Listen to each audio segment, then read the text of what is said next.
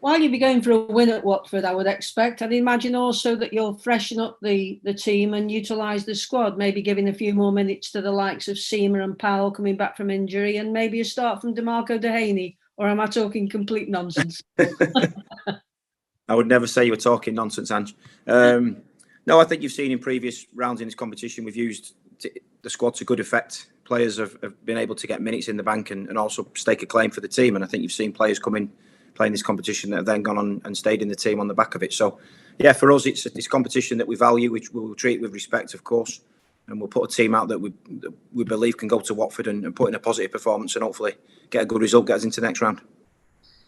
Is it difficult to gauge what type of team Watford will pick? Because obviously they're just back in the Premier League and they'll be wanting to stay there. They're having a good season, though, in so much that they had a great win at Norwich on Saturday. Yes, they did. They had a very, very good performance at Norwich as well, scoring 3 goals away from home. So, yeah, we don't quite know what team they're going to pick based on. I think that the previous rounds, they've not made wholesale changes. I don't think the squad was the size that they wanted it to at that point, but then they've made the squad that bit bigger through towards the end of the transfer window. So there may be changes for them. It's one of them games we can't quite predict what team selection they're going to go with. So the focus is on us, focusing on us, making sure that we get back to our performance levels that we showed. Certainly prior to the Derby game, we were disappointed with aspects of the game at Derby in terms of the speed of our play. And although we did create some big chances in the game, obviously we conceded 2 poor goals as well. So many good aspects to the play and the performance, but not enough on the day for us. And we want to improve in the next game. As you've said, the competition's helped you bring through the likes of Nathan Collins, who's now at Burnley, Harry Souttar, and this season Adam Porter.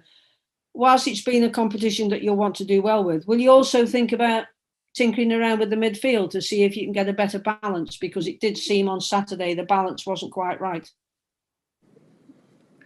Yeah, as I said before, I think it's a case of, with a quick turnaround like this, it's a case of seeing which players are available for selection in terms of niggles and knocks from the weekend, and then, as I said, picking a team that we believe can go and get a positive result. And we've used the competition well this season, as I say, with a couple of good performances, and we've been able to utilise the squad because every player in the dressing room knows that they're going to be needed at some point this season, and this competition's been good for us in that respect in terms of getting minutes into certain players that need to get up to speed. So, as I said there, the main thing for us is when we go down there tomorrow night is really putting a positive performance, is to show what we've done in most games this season, the real identity that we've got with the way that we play with the ball, and certainly when we've not got the ball, the way we defend as a team. And as I said, there were some disappointing aspects to that on Saturday, which we need to improve, and we will. Any injury news? I mean, obviously Morgan Fox is out. How's Fletcher and Allen?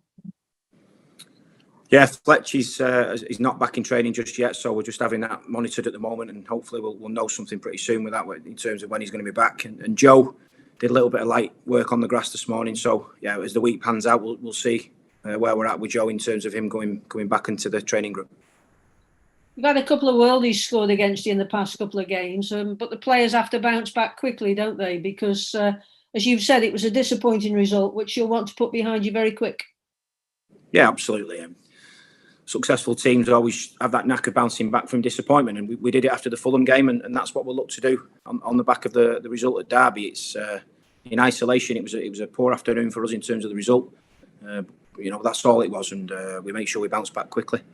Good teams, as I say, do that, and we've got good characters in the dressing room that will make sure that we do that we continue to keep improving. As I've said before, there's some new players in the team, and we're nowhere near the level that we want to get to at the end of this, but certainly we're developing, we're improving as we go, and you're going to suffer setbacks, and as I said, it's about how you manage them, particularly with some young players in the team. So no doubt that we'll get a positive performance, and hopefully we'll get a good result. You've talked about consistency on the young team. Did you just look at it as a one-off or a bit of a wake-up call on Saturday? It's a great question. I think you can see it from both sides. I think if you go into any game, there's always an opportunity. If you don't get to the performance level, both individually and collectively as a team, that you can get beat. And Derby have obviously had the problems. They've been highlighted in the build-up to the game, and there was a great atmosphere inside the stadium. And I think, as I said, we had a bit of a mad 5 minutes in that first half where we went 2 goals down, and second half we got the goal back. We created some chances, but it just wasn't enough on the day. So we have to take it on the chin. We have to accept that we got beat. and we have to respond to it, as I say, and we will.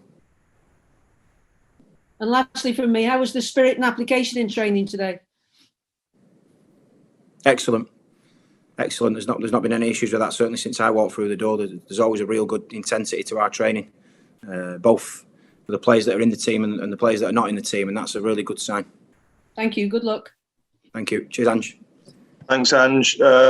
George, fire away, please, mate. Yeah, thanks for joining us, Dean. Obviously, you want a bounce back ability right away. You proved that in the past, and it's an opportunity, but also an opportunity, really, as you've already alluded to give players game time. How difficult it is to keep squads happy when you don't have what we would term in the past a reserve side. Yeah, keeping players happy. Yeah, I think what you want is everybody committed, and we've certainly got that within the group now. Whether they're in the team or they're not, there's a real desire and a commitment to be good teammates.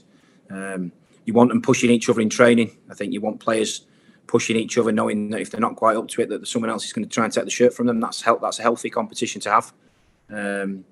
But keeping them all happy, I think they've got to train well. They've got to take the opportunity when they get it in the team, and that's how you, as I say, create that competition within the squad. And we've had that up to now this season, and I'm sure that'll continue. Yeah. Most teams do rotate in the early stages of the competition, so it's nothing new, really, is it? But is it difficult to assess how they could line up with maybe one or two different changes from the side that had success at Norwich on Saturday? Yeah, I think that's fair. I think if we stood here now and said we knew exactly what team we're going to pick, that wouldn't be the case. Previously in this competition, they've not made wholesale changes, but I think they've made the squad that bit bigger towards the end of the transfer window, so they have got options to rest a couple of players and bring some new ones in. So we'll see what they go with an hour and a quarter before kick-off tomorrow night. We'll get their team and we'll have a look at that. So the focus remains on us. The focus is very much on making sure that we get to our top end of our performance levels, both individually and as a team. And we were off our levels on Saturday. We didn't quite get. That's irrespective of the 2 goals that we conceded. We didn't quite get to our performance level. That's what we focus on, and that'll be the key going into the next batch of games in front of us now. It's a competition that both teams will want to progress in. We've seen in the past, Dean, we will see teams from the lower divisions that actually hit the final.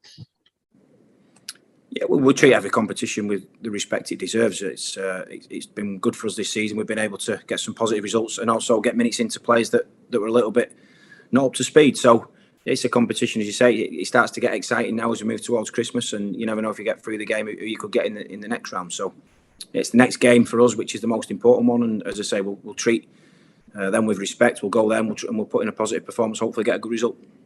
And you want that good result to get back into the league action, which is always going to be the priority, irrespective of how important cup matches are. Yeah, of course. Yeah, of course, the focus is fully on the next one. You can't take your mind away from that.